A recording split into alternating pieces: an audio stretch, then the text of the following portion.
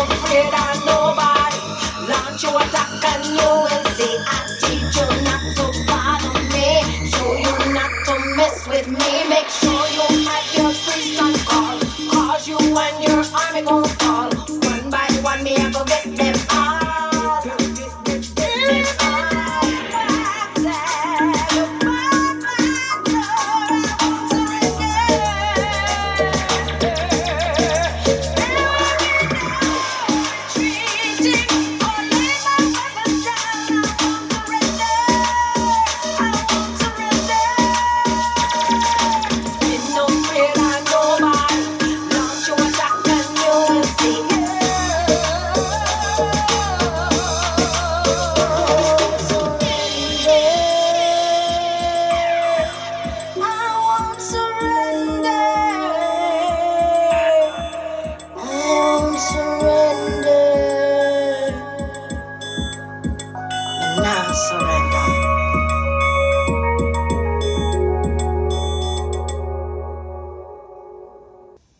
Welcome from the couch.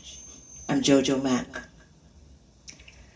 Well, I promised you that I would, talk about the salon story some more. And this is part 2 of the salon story. Yeah? Yeah, we're going to call this one Salon by Day and Saloon by Night. I guess in my life, music has always taken a front page, come front and center and everything, because even with the salon, it was still about the music for me. Like I said, I got the salon because I wanted an income while I chased the music. But it turned out that I wasn't completely satisfied with just having a salon. I had to figure something else, aside from the fact that I still needed to, supplement that income that was coming in from the salon, because we were still new, and most of the girls that I had in there were their first time working in a salon, so they had to build their clientele as well. So I can't say that it was like a big old success from year one. We had to work at it. And, while that was happening, I thought to myself, how do I get this income from the salon supplemented in such a way that I can see myself clearly? And one of the ideas was, that space was huge. I mean, really big space. It was, as a matter of fact, it was not set up to be a salon in the first place. It was supposed to be a club. So I decided to do some clubbing, salooning in the salon. And I came up with the idea of having a Saturday night thing called, or was it a Friday? I think we did it, we did it on a Saturday night. It was a show, that's not true. We did it on a Friday night, a show called Goldie Dollar Dance. Goldie Dollar Dance, And I remember the first sound system to play up in there was Emperor Sound. Yeah, Teddy was managing Emperor at the time. So yeah, it was Emperor Sound that was up in there, and we started doing the salon by day, saloon by night thing, and it took off like crazy, because I'm all about the music. It took off. We put out the flyers, we advertised, and before you know it, that was a place to be on a Friday night. The only thing that could probably beat that on a Friday night was maybe some Beanie Man coming into town or something, and trust me, after Beanie's show, they would show up at this place. It was beautiful. It took off right away because Teddy himself is a hell of a promoter as well. And having him behind the whole thing was a plus. So yeah, it became a big deal. It became a big deal. Everyone was showing up.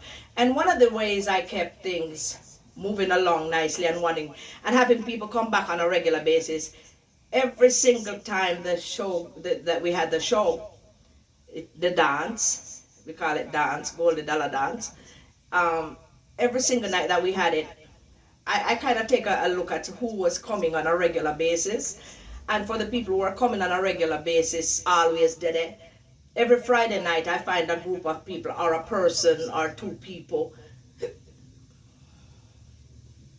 Every Friday night, I find a person or some group of people that I would give liquor on the house, a drink on the house. If it's 10 of them, it's 10 drinks. If they're drinking champagne, it's a bottle or two of champagne, that we would give to these people, just thanking them for being there at all times.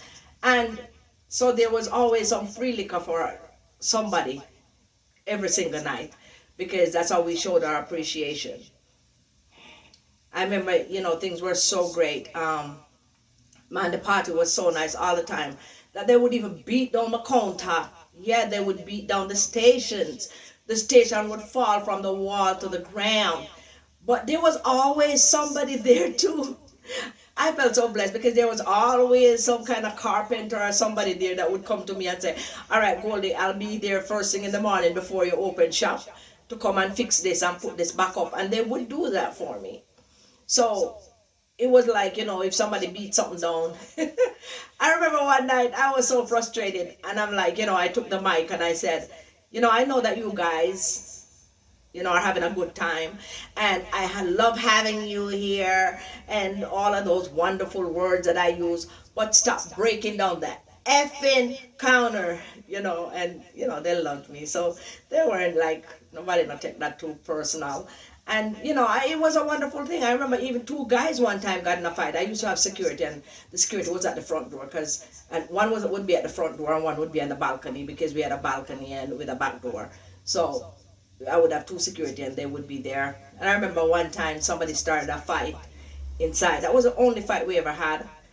And I don't even know where I got this energy from, or I was fearless.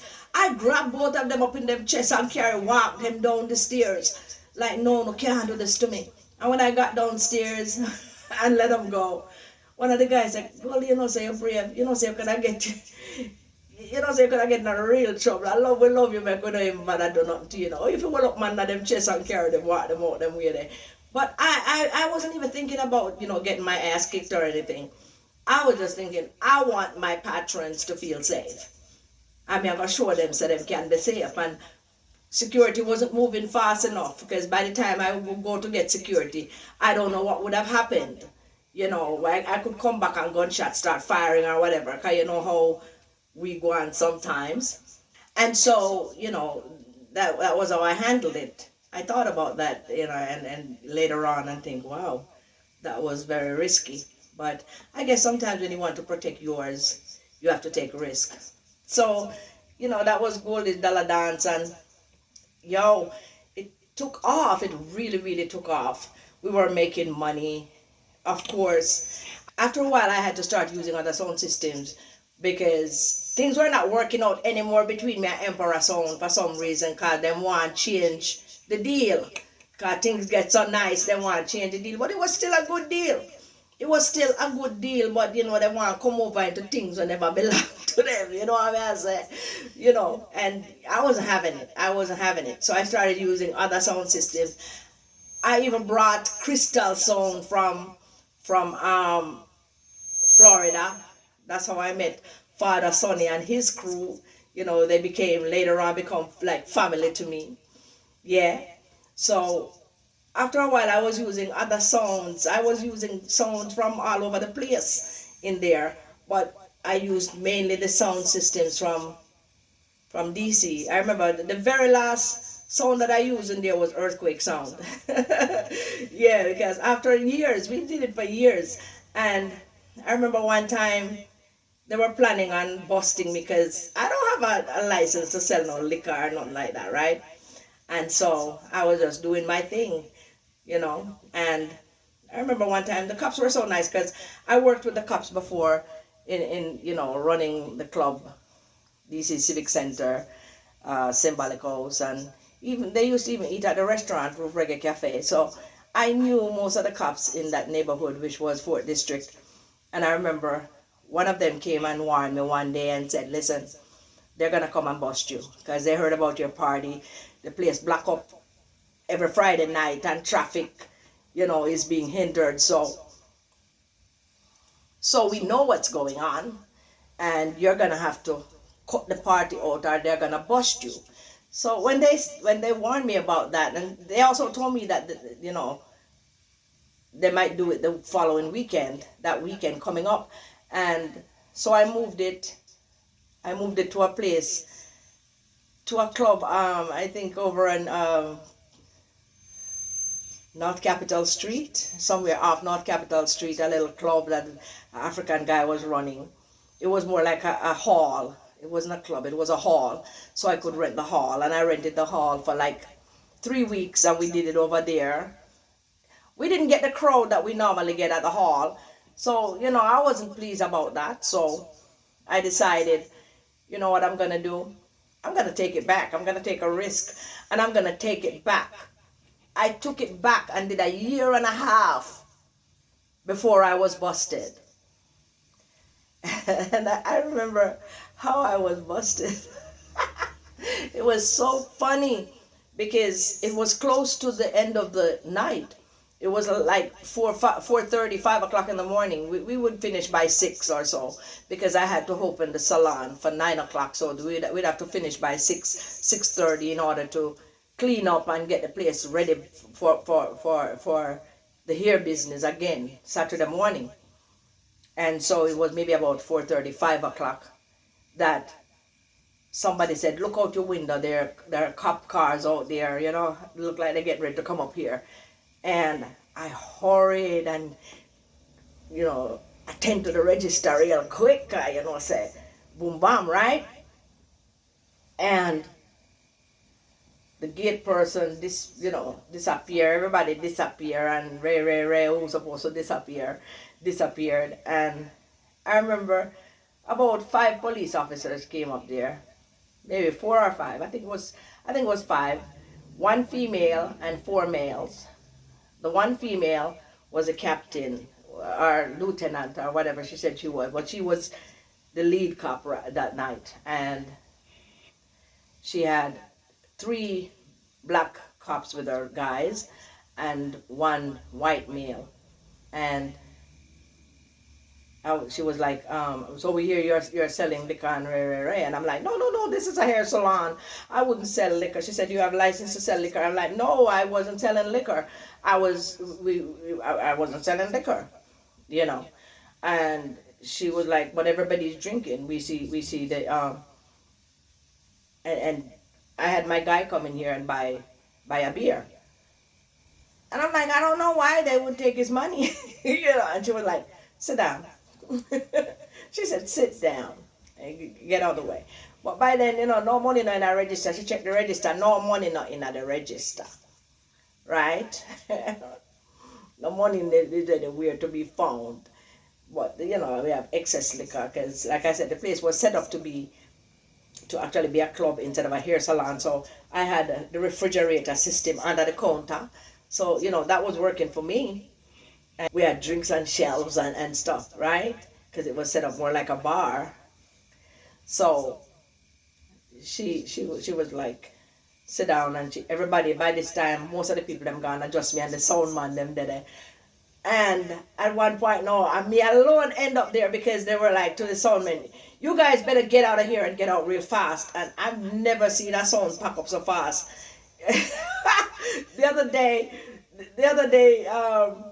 they were reminding me, the guys from Earthquake Sound, they were reminding me about that night, how fast the sound pack up.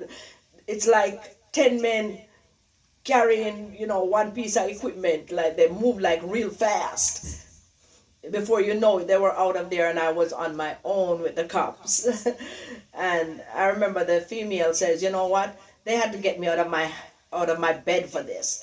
And I'm begging her, "Come on, I wasn't selling anything." She said, you may as well stop lying to me, because we know you're selling." And she showed me the person that came to buy liquor and Ray, and she said, "We know you've been doing this. So if you want, me to do anything for you, you need to tell the truth." Damn ass me, I'm like, okay. So I was just trying to, keep my business going because business is tough. So I'm just going to be real about it. And business tough and Ray. I know you're going to do what you're going to do, but I'm going to ask you, to be a little lenient and, give me a break. As another woman, I'm asking for a break. And she was like, nah, you're not getting a break tonight. Just for getting me out. And she started writing up some things. And she gave me a piece of paper that says that I have to pay $6,000 in 15 days or I could lose my salon license my license to do business. Now I start worrying because I'm like, dang, But I'm also thinking, ahead because I'm like, you know what, looks like I'm gonna have to give up the salon or something because I feel like I just want to run a club anyway. And I'm thinking all kinds of things going through my head. And that was a Friday, that was a early Saturday morning. Monday morning I got a call from the station. And the gentleman that called me said, I'm one of the police officers that was at the bust. And I would like you to come down to the station and see me. I'm like, oh my Lord, what is going on? Or what else? Are they going to lock me up? What else are they going to be talking to me about? Because, they have a couple of little trees that grow outside behind this something there, So I wonder, damn, did they find those trees? And I'm worried about that too, because sometimes you can't grow no trees. I mean, I grow trees, you see me? Right? More so for personal use than anything else, but we're growing trees, around the back, And so when I got to the station, it was a white cop that was there that night, the one white police officer. He took me in his office and he sat me down and he said, I'm the one who is going to be handling your case, and I see you're a hardworking young lady. I saw how genuine you were about asking for leniency. And, we know about you. We know about you from you were down at the other place when you had that club on 14th Street. And we don't know you as anybody who gives problem in society. And we kind of have a little bit of affection for you. And he was telling me all these things, and I'm like, oh my gosh. And he says, so you know what I'm going to do? I'm going to make this void. We're not going to take this to court. I'm going to give you an opportunity to go back to your salon and do what you do. Just promise me that you will not have another party at that place. And I promised him, and he threw the case out. I didn't have to pay that $6,000 in 15 days. And, it also give me pause about this black and white thing. We can't just be about black and white either, because like I said, it was a black cop that, threw this big old number at me, and it was a white cop that says, I'm going to give you a break. So we can't always use a black and white thing and say, this side is against me or this is for me, because sometimes what we call our own people sometimes suck it to even harder than we would expect, and sometimes those people that we think are against us are the ones who bail us out. So ever since that, I don't look at this black and white thing, like the way I did before, even though, I always, have affection for people in general. It's never really black and white, but, I always think about certain things in certain terms. And I stopped thinking that way because, we understand slavery and we understand all of that and, what happened then. But we have to realize that some of these people weren't even born yet, and some of them don't even have that kind of heart. So we really have to be careful how we move towards these things. And I was very grateful to that white cop that night, that Monday morning, who called me and saved me from paying $6,000, which would have put a big dent in my business. I would probably have gotten a case that probably would cause my shop to be closed. So I have to be grateful, you know. But yeah, that was my salon by day, saloon by night story. Yeah, you know, I'm always thinking of ways to get things done. You know what I mean? Always thinking of ways to get things done. And that's how come I for those of you who know of me doing news reports now for radio stations across the globe, that's a whole other story. I'm gonna tell you about how I start getting the news done. And it's again is to supplement things in my life. You know what I mean? I create my own positions because I don't really work for people. I work for myself. And so I always have to create my own positions, my own jobs. You understand? I don't punch nobody clock. I keep saying that. I punch my own clock. Yeah. So that's my salon by day, saloon by night story. Yeah. Part of the DMV story. Yeah. And right about now, we're going to be playing a little piece of the song that we played at the top of the show. I'm going to sing a little piece of that for you. Nah Surrender. And, you know, we can't play doing that one no because it's really a case of nah surrender. I don't surrender to nothing. I take chances in my life. And do I regret them? Nah, no regrets.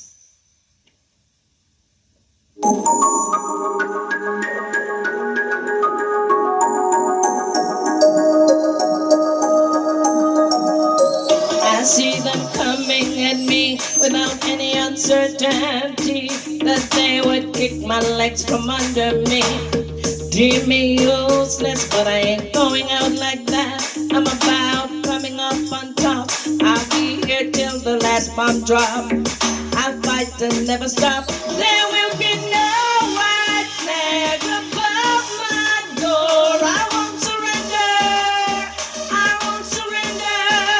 There will be no retreating or laying my weapons down. I won't surrender. I won't surrender. Yes, I found a way to be one with my inner strength, and now the world will see. I'm not my innocence. I try to pick my battles, but never got to pick the war. And still I will not fall. I live to wear my scars. There will be no white flag above my door. I won't surrender. I won't surrender. There will be no retreating or laying my weapons down. I won't surrender. I won't surrender. I will not give up. I'm gonna blow this up.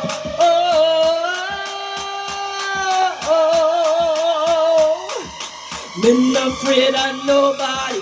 Launch your attack and you will see. I'll teach you not to bother me. Show you not to mess with me. Make sure you have your priest on call. Cause you and your army go fall.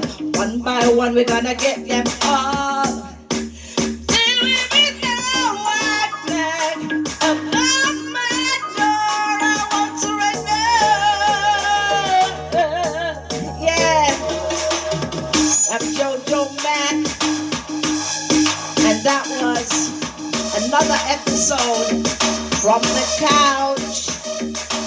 This is where I say bye-bye. That's it for this episode of From the Couch with JoJo Mac. Please don't forget to like and share and comment. And if you haven't, subscribe. And don't forget to click the bell icon to be notified when the next upload happens. Thank you.